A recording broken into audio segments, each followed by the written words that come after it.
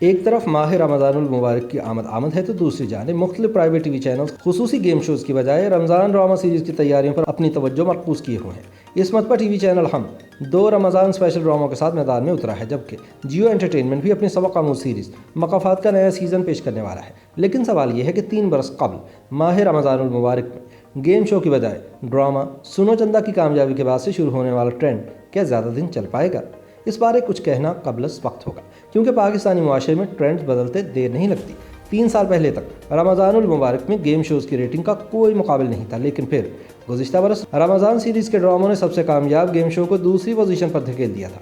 اس سے پہلے کہ رمضان سیریز پر بات کی جائے، رمضان ٹرانسمیشن کی تاریخ پر نظر ڈالتے ہیں۔ نومبر سن 1990 تک پاکستان میں صرف ایک T V channel P T V کا راج تھا۔ رمضان المبارک کے دوران سحر و افطار کے اوقات جاننے کے لیے تو لوگ سرکاری ٹی وی سے استفادہ کرتے ہی تھے، تاہم سحری سے قبل قوالی اور نعتیہ کلام اور افطار سے قبل کوئز پروگرام اور نامور علماء کے لیکچرز اس مہینے پاکستان کے ہر کونے میں پی ٹی وی کی ہی دھوم تھی۔ لیکن پرائیویٹ ٹی وی چینلز کی آمد کے بعد معاملات تھوڑے بدل گئے۔ 90 کی دہائی میں این ٹی ایم نے پہلے اسلامی فلم اللہ اکبر نشر کر کے اور پھر ڈاکٹر غلام مصطفیٰ کے لیکچرز دکھا کر لوگوں کو اپنی جانب مبذول کیا۔ لیکن نئی صدی آتے ہی مزید پرائیویٹ چینلز کھل گئے اور جتنے زیادہ چینلز اتنی ہی زیادہ رمضان ٹرانسمیشنز ہونے لگے۔ گزشتہ چند برسوں سے گیم شوز کی مقبولیت کا فائدہ اٹھاتے ہوئے ٹی وی چینلز نے رمضان گیم شوز کا آغاز کیا، جس نے نہ صرف مقبولیت کے تمام ریکارڈ توڑ دیے بلکہ ہر قسم کی رمضان ٹرانسمیشن کو بھی پیچھے چھوڑ دیا۔ سن 2011 میں ہم ٹی وی نے چاند پہ دستک کے نام سے جو بیج بویا، اس سے آج تک دیگر چینلز مستفید ہو رہے ہیں۔ ایک ایسے وقت میں جب رمضان سیریز کا کوئی تصور نہیں تھا، مصنف مصطفیٰ آفریدی اور ہدایت کار سیف حسن نے ایک ایسی روایت ڈالی جسے آج بھی کامیاب سمجھا جاتا ہے۔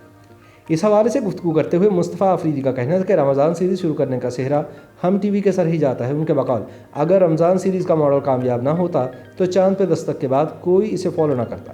ہم ٹی وی کی تقلید دیگر لوگوں نے بھی کی اور اس سال ہم ٹی وی ایک نہیں بلکہ 2 ڈرامے نشر کرے گا۔ اگر مواد اچھا ہو تو رمضان سیریز چلتی ہے اور چاند پہ دستک کے ساتھ بھی کچھ ایسا ہی ہوا تھا۔ رواں برس رمضان المبارک میں نشر ہونے والے 2 ڈراموں میں سے ایک سیف حسن نے ہی ڈائریکٹ کیا ہے، جو چاند پہ دستک اور پھر چاند پہ دستک کے بھی ہدایت کار تھے۔ ان کا بھی کہنا تھا کہ گیم شوز کا ٹرینڈ آنے کی وجہ سے رمضان سیریز میں لوگوں کی دلچسپی کم ہو گئی تھی۔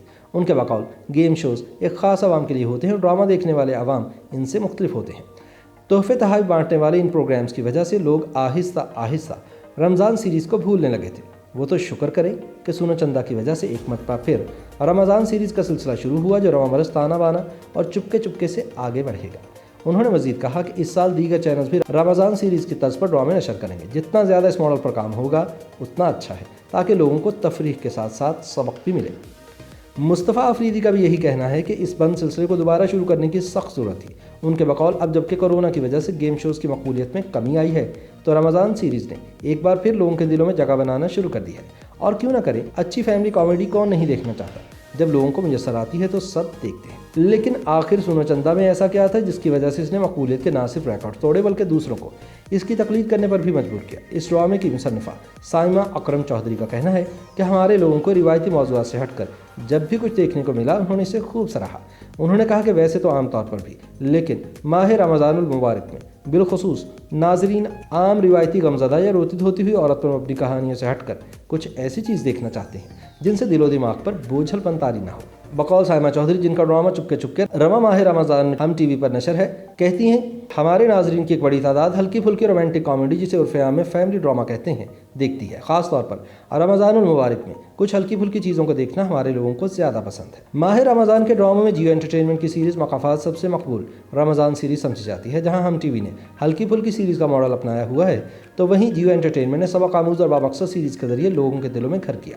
سن 2019 میں احساس رمضان نامی ٹرانسمیشن کا حصہ بننے والی اس سیریز کو نہ صرف اسی سال دوبارہ نشر کیا گیا بلکہ سن 2020 میں بھی اس نے گیم شوز کو ریٹنگ میں پیچھے چھوڑ دیا۔ اس سال بھی سیریز کا 3را سیزن رمضان المبارک میں نشر کیا جائے گا۔ اس سال ہم ٹی وی اور جیو انٹرٹینمنٹ کے علاوہ بھی دیگر کئی چینلز رمضان المبارک کی مناسبت سے پروگرامز کا بندوبست کر رہے ہیں۔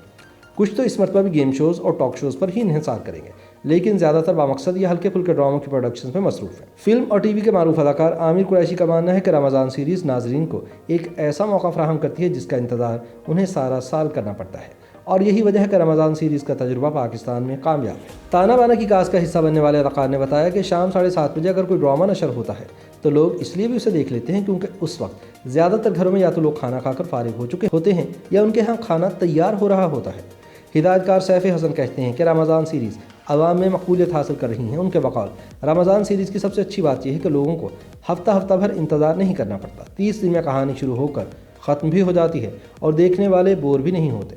مغرب کے بعد اور رات کے کھانے سے پہلے یہ وہ وقت ہوتا ہے جب لوگوں کے گھر میں یا تو کھانا تیار ہو رہا ہوتا ہے یا پھر وہ افطار کر کے فارغ بیٹھے ہوتے ہیں۔ ان کا مزید کہنا تھا کہ اس وقت اگر کوئی ڈرامہ لوگوں کو اپنی طرف مائل کر لیتا ہے تو یہ اس ڈرامے کی جیت ہے۔ مجھے یقین ہے کہ 3 سال قبل جو کام سونو چندا نے اور اس کے بعد اس کے سیزن 2 نے کیا تھا، اس سال وہ تانا بانا کرنے میں کامیاب ہو جائے گا۔